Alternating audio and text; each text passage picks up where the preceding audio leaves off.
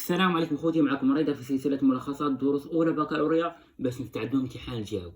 واليوم مع الدرس الرابع في مدخل استجابة الأسرة نواة المجتمع. وعلى بركة الله نبداو لا فيديو ديالنا.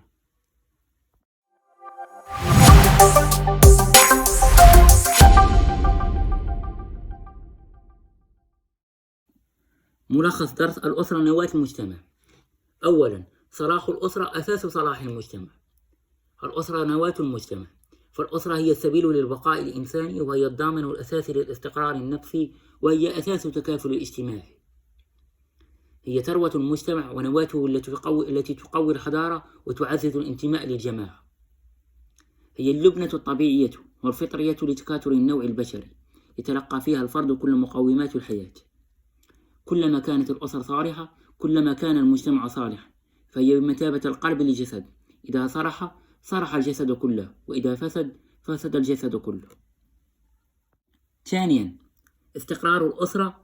الشروط والمقومات: حسن اختيار الزوج والزوجة، المعاشرة بالمعروف بين الزوجين والأولاد على أساس الود والرحمة والاحترام المتبادل، التعاون على تربية أولاد تربية سليمة، مشاركة كل طرف للآخر في حالة الفرح والحزن، وصلة الرحم وتبادل الزيارات.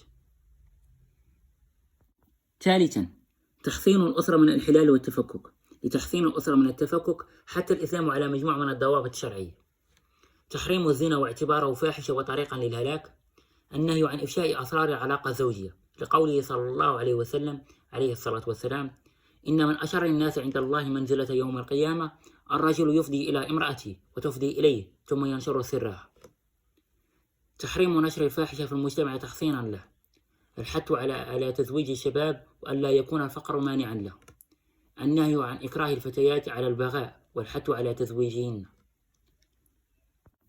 وهنا غادي نكونوا سالينا الملخص ديال الدرس ديالنا. كنتمنى يكون نال اعجابكم، يكون داكشي واضح، والسلام عليكم.